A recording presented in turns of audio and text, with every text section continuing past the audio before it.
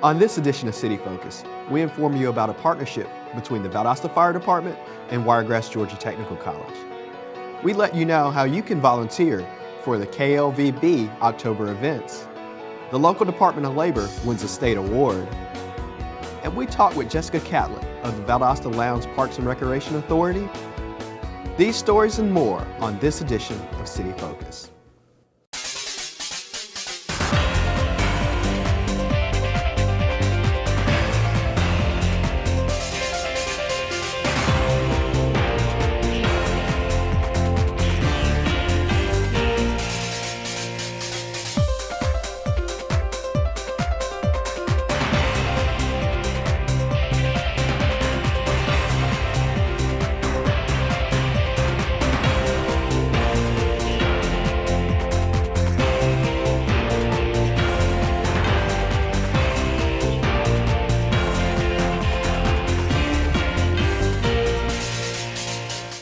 Hello, I'm Marcus Meconico, the media coordinator for the City of Valdosta, and this is City Focus, your source for information for what's happening in your city. Let's take a look at a few of the key topics that are taking place in the city.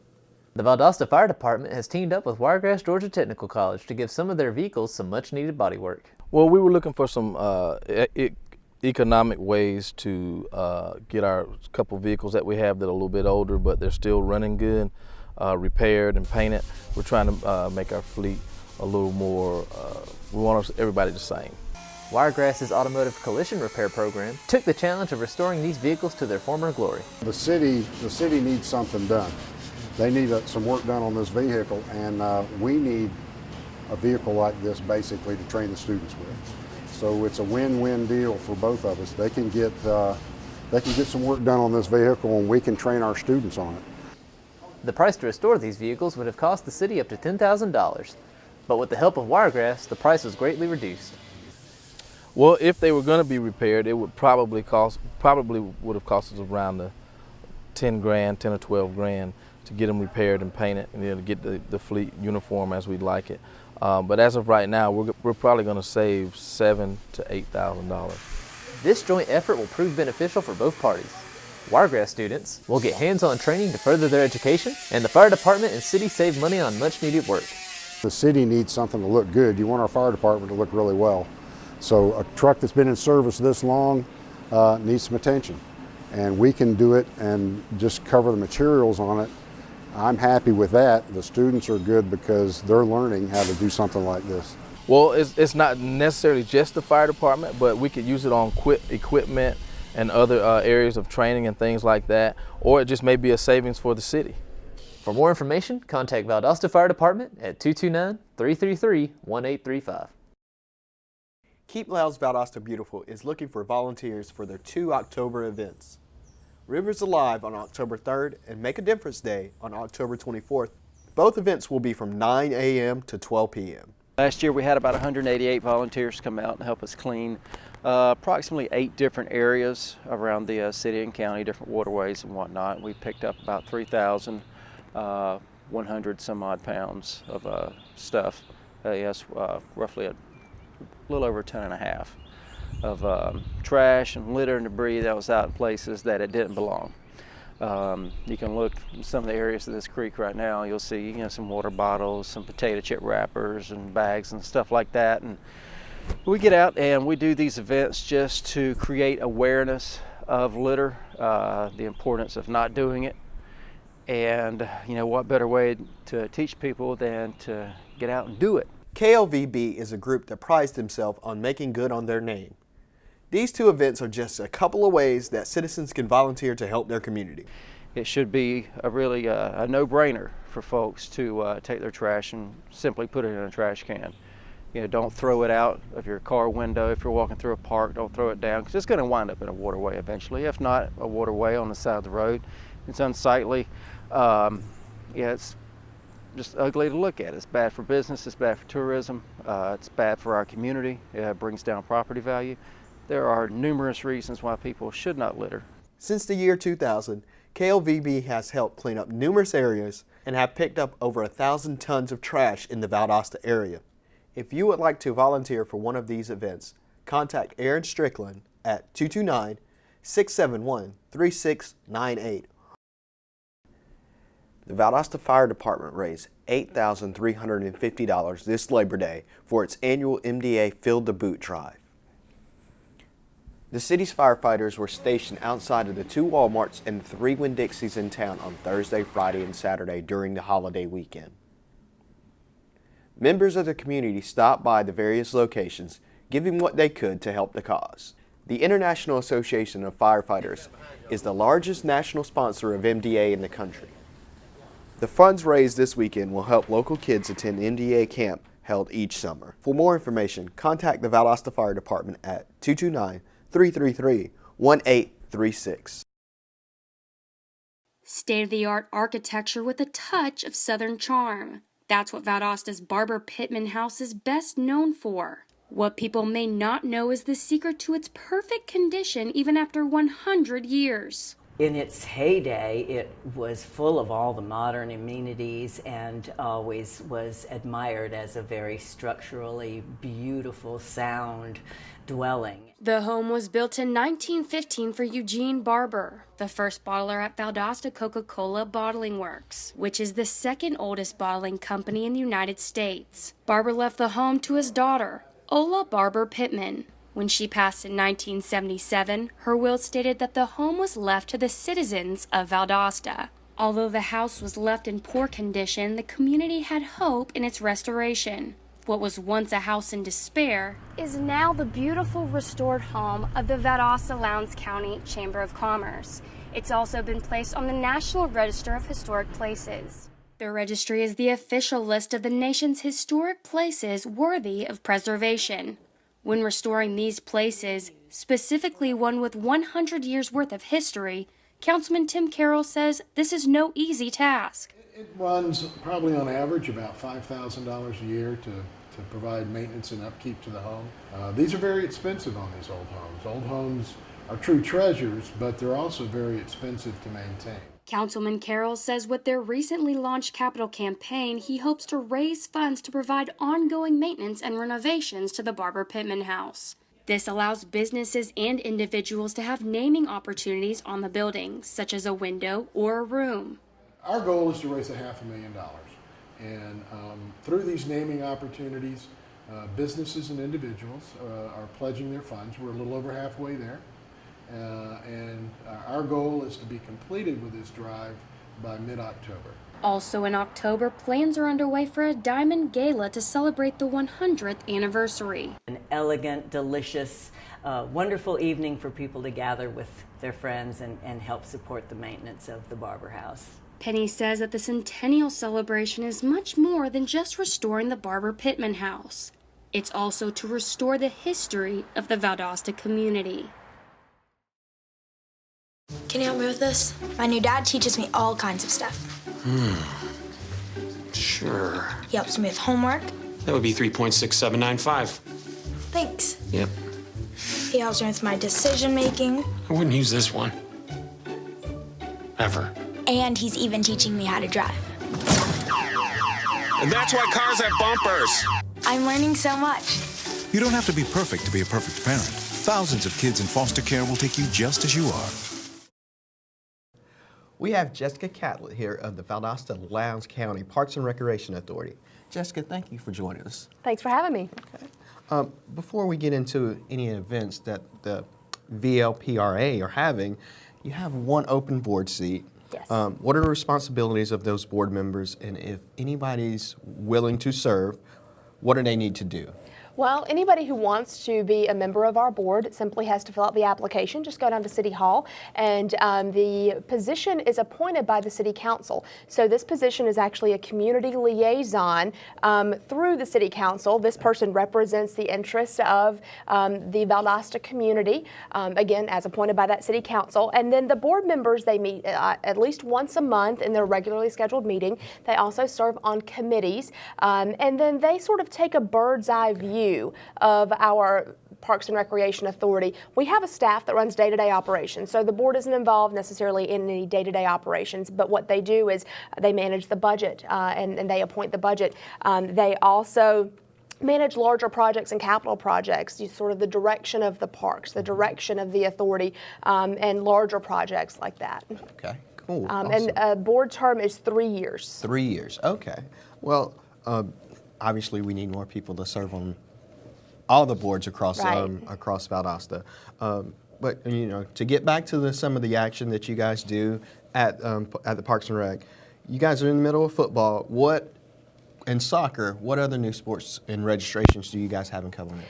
Yes, we are in full swing in football and soccer. This is a really busy time of year. We also have girls volleyball going on right now, as well as our cheerleading program, which of course is embedded with that football program. But we also are registering right now for youth basketball. And this is a program that has just grown by leaps and bounds in the last couple years because it is now school-based. So kids can play for their own schools. We have it set up elementary through high school, and the ideal situation is for every school to have a boys team and a girls team in each grade. Sometimes it doesn't make, and so we have to combine grades or combine schools, but typically we are able to have, a second and third grade girls team from Salis Mahone, a fifth grade boys team from WG Nunn. And then those teams, obviously all those fifth grade boys teams, will play against one another. And so you're able to play school versus school, and these kids get so excited. They get to wear their Wildcat colors, or their Viking colors, as it were.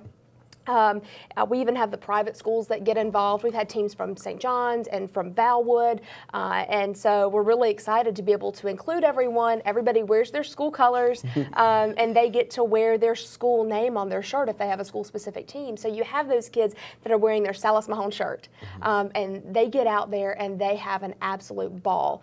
Awesome. We try to set it up to where these teams get to practice near home. Sometimes they even get to practice in their own gyms, in their own schools, and then of course, like I said, they play against the Valdosta schools, will play against Valdosta schools, but then they play cross-league games and they'll get to play against the Vikings.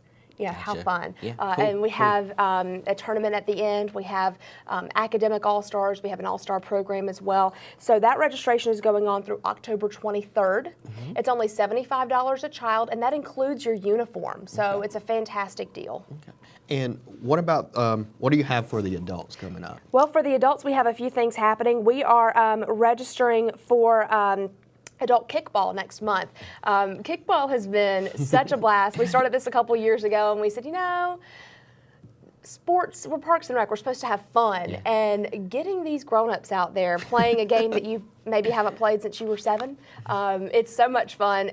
Part of it is obviously just getting out and getting active. And to be honest, some of it is just kind of the trash talk that the grown-ups throw at each other. And you think you're going to be awesome, and you get out there and, the first game everybody gets schooled. We all fall. But it's a whole lot of fun. So that's registering. Sounds like it. And all of our registrations are available online at vlpra.com. We also have this book. This is our program guide. It's our fall-winter guide, and it goes through January of 2016. It's everything that we have, all the registration dates and all of the descriptors. We also have all of our parks listed in here. We have more than 40 parks and facilities, and they're all available for rent in some capacity. So all of that information is in our program guide. It's like the VLPRA Bible, right? Yes, we live out of this thing. And if somebody calls and asks me a question and I don't know it right off the top of my head, the first thing I do is grab this book. So it's a fantastic resource to have. It's free. So anywhere you see it, pick one up, take it with you, and just keep it in a drawer at your house and just know that, oh, I think it might be time for registration, or what's going on this weekend or this month. You can grab this and find out. Well, there's a couple things listed in there. Some of the special events you have coming up in October, even one for your pet. That's right. I actually have it on the special events page right now. Fido at Freedom is coming up October 10th, and this is a completely free event, the Fido at Freedom. We've done this a few times now, and it's basically to let people know about our Freedom Park Dog Park, which is a fantastic facility. It's free to use. It is obviously at Freedom Park, and our Fido at Freedom event runs from 10 a.m. to 2 p.m. and we have different activities inside of this event. Again, it's free, but we often have local vendors come out, pet adoptions, things like that. And then, of course, bring your dog out, let your dog play, but throughout the day we'll have the peanut butter Kong lick off, which is hugely popular. I'm sure. Last time we had doggy confessionals, so we created a little photo booth and had little dry erase boards, so you could write your dog's confession. Gotcha. My dog made a few confessions of her own where she'd been a bad girl, so we had to put it on there. I was found on my mom's bed, that kind of thing. So that's really fun. We also are going to be working with Bark, the animal rescue group. They're going to be having a 5K that day that they will be doing their own registration for. So that's going to be fun too. Cool. And a couple other things we have. We have Kids Night Out here and the Father-Son Camp Out. We have a lot of stuff going on the next month or two. So our Father-Son Camp Out is October 23rd, and that's at South Lowndes Recreation Complex. It is a ton of fun. This will be our second time doing this, and it's for dads and their sons, or uncles, grandfathers, grandsons. Anybody 4 and up can come out with their parent or guardian. And the guys just bring their own camping gear. Come talk to us if you have trouble with camping gear. Maybe we can help you out with that.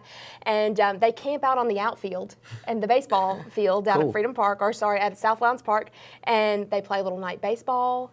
We watch a movie on the field. On the backstop, we set up a movie. We even create a little campfire on the pitcher's mound and cook hot dogs and s'mores and have a true camping experience.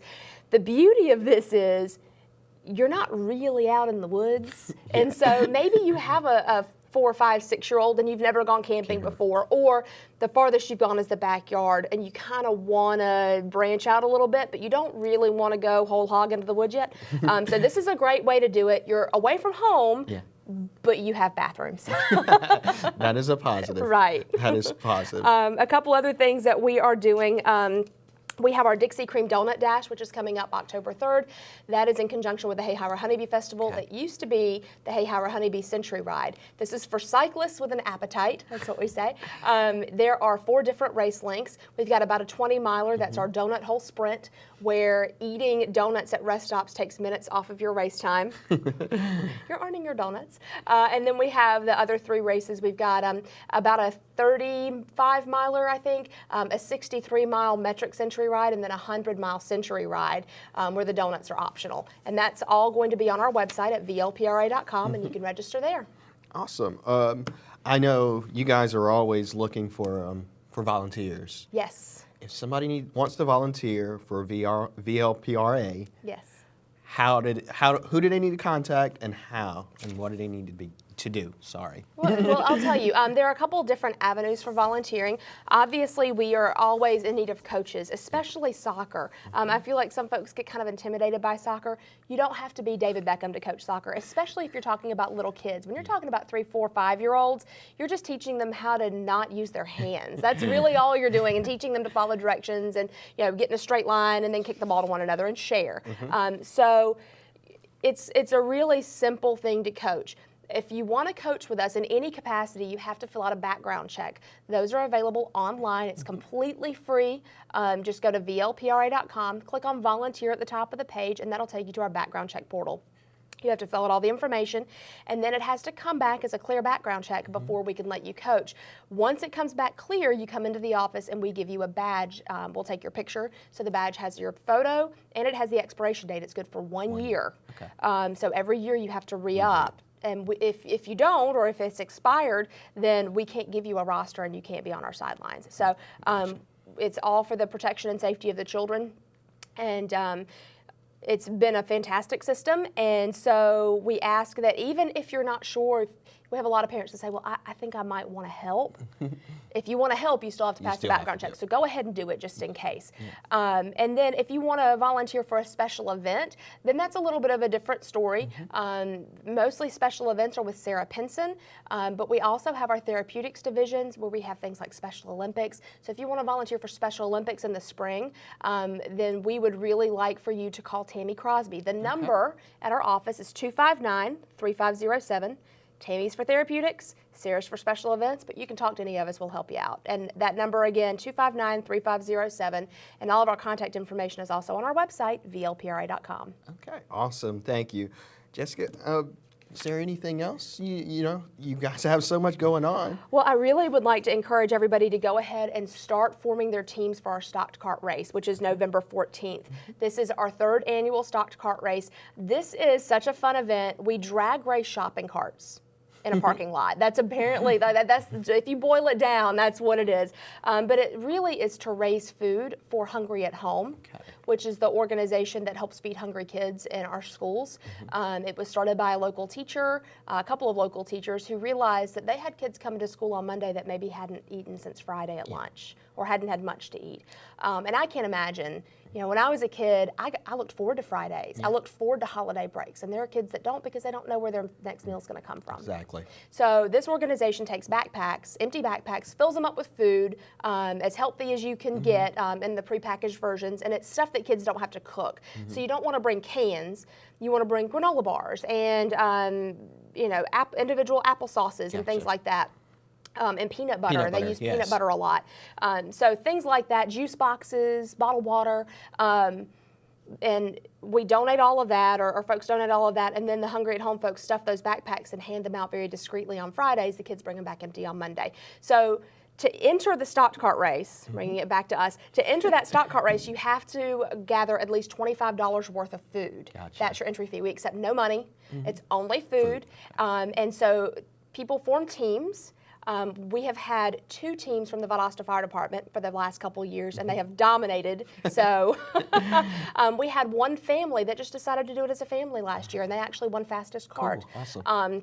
So, you know, companies, bring your own company, and then you decorate your cart. So if you have your own company, you can decorate your cart however you want to represent that company. Smoothie King had smoothies all over their cart last year. And so we highly encourage that. And we have awards for Best Decorated Cart, for most donations, and for fastest cart. And then the folks from Hungry at Home come out and accept those donations. So we really want to just bring it for them and have all of this food to donate for them right as we go into the holiday season. Awesome. Being, you know, keeping people having fun and doing good things for the community all at the same time. Exactly. Well, Jessica, I want to thank you for joining us. And we'll be back right here on City Focus.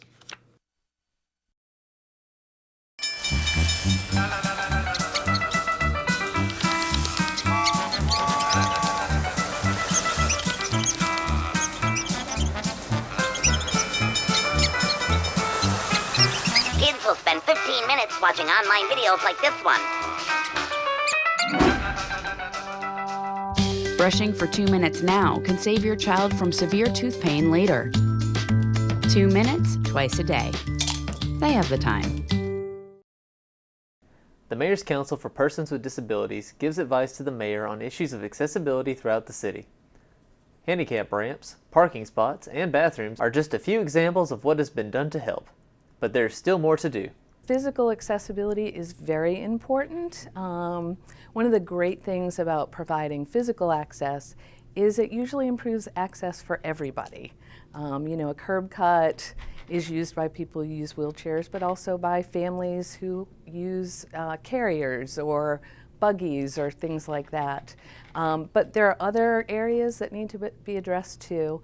A real important one now is technology. Everyone's using technology, and it needs to be accessible to folks who might have a sensory disability. If you're putting videos on your websites, if they're not captioned, people who are deaf or hard of hearing are missing that important information.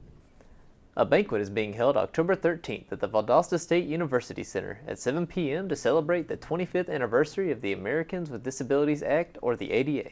This year marks the 25th anniversary of the signing of the Americans with Disabilities Act. And our organization does a banquet every year. This is actually the 20th annual banquet that we'll be hosting in October on the 13th. And we have a very well-known speaker, Dr. Salome Hayward, who will be coming to talk about the ADA and the progress we've made and where we need to go from here. She is a civil rights attorney and a well-known expert in the area of disability law. For more information, you can contact Kimberly Tanner through her email address at katanner@valdosta.edu. After humbly handing over the Battle of the Badges trophy to Fire Chief Freddie Broom, Police Chief Brian Childress paid off his bet. Mayor, this is a good day and it's a sad day. It's a good day because we, again, with this Battle of the Badges, we raised, we helped the American Red Cross with their blood drive. But it's a sad day, and I know it's a sad day. I know you feel this way. That the police department lost at this time, so I'm gonna hand it to you and let you hand it to Chief Brown. Well, thank you, Chief, and it's not really a sad day for me at all. I mean, because not only do I get to see you wash this car, but also it's a great day for those who are recipients of the blood drive. And I want to thank both of you for the job that y'all do and the way that you represent the city. And just thank you so much. So, Chief Broom, on behalf of the Valdosta Police Department, since they lost, and I understand it was just by a small amount, but still they lost, and the chief is going to have to wash your car in just a little while, but I want to present this trophy. And I noticed that he hasn't put the plate on the back, so I don't know, we're going to have to kind of follow up with that and make sure that he pays for that and gets it on the back of that trophy. Yes, he needs to get that on the back. I'll just say welcome home. I'm not one of many words. My words are just say we got it this year. Yes, police chiefs pay off their bets, but ultimately, the community wins after fire department and police department held a blood drive that will benefit the entire community. This is just another way for the two departments to save lives. If you would like to donate blood, contact the American Red Cross at 229-242-7404. The Georgia Department of Labor's Valdosta Career Center has been named Career Center of the Year. The award is given to the center for its excellent customer service to both employers and job seekers. The Valdosta Career Center serves 5 South Georgia counties: Brooks, Cook, Echols, Lanier, and of course Lowndes County. Bill Palmer, the manager of Valdosta Career Center, accepted the award at a manager's training conference in Augusta. The State Department of Labor also produces Job TV, which airs right here on Metro 17. For more information on the Valdosta Career Center, contact them at 229-333-5211. Citizens seeking a rewarding public service role in the community are encouraged to apply for 9 positions currently vacant on the city's boards, commissions, authorities, and advisory committees. The mayor and city council evaluate the applications and appoint individuals to the vacancies at the November 5th city council meeting. Interested citizens have until October 28th to apply for the following positions: Valdosta Lowndes County Parks and Recreation, 1 seat. Central Valdosta Development Authority, Downtown Development Authority, 3 seats. Valdosta Housing Authority, 1 seat.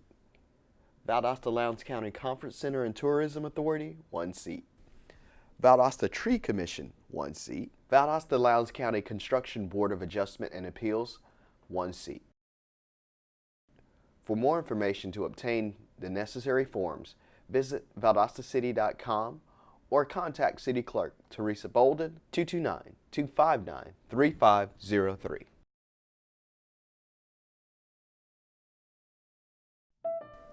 Now let's take a look at what's taking place in the city in the coming weeks. September 15th, Central Valdosta Development Authority, 5 o'clock in the City Hall Annex Multipurpose Room. September 17th, Georgia Constitution Day. September 19th, Valdosta Farm Days in downtown Valdosta around historic Lowndes County Courthouse. This is the last Farm Days of the 2015 season. September 24th, City Council meeting 5:30 in Council Chambers. September 28th, Greater Lowndes Planning Commission's 5:30 at the South Health District Administration Office. September 28th, Lowndes Valdosta Art Commission Board meeting at 5:15 at the Turner Center for the Arts. October 2nd, First Friday in downtown Valdosta. October 3rd, KLVB's River Alive Cleanup. To volunteer, contact Aaron Strickland at 229-671-3698. October 5th, Historic Preservation Commission, 5:30 in the City Hall Annex Multipurpose Room. October 5th, last day to register and be eligible to vote in the November 3rd elections. October 6th, Zoning Board of Appeals, 2:30 in the Multipurpose Room. October 6th, City Council Work Session, 5:30 in Council Chambers. October 8th, City Council and Council Chambers. October 12th, advance voting for general election begins. To stay informed of what happens in the city, sign up for the weekly e-news blast at valdostacity.com/public information or call Public Information Officer Samantha Matthews at 229-259 3548.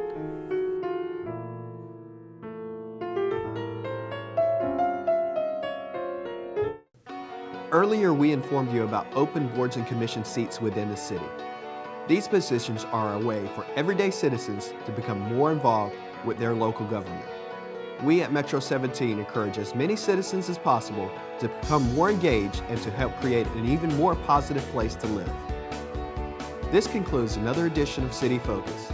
Be sure to visit our website at valdostacity.com/Metro 17. Like us on Facebook, Valdosta, City Without Limits. Follow us on Twitter at City of Valdosta, and subscribe to our YouTube channel, Metro 17 Valdosta, to see past shows and stories. Thanks for watching, and we'll see you next time here on City Focus.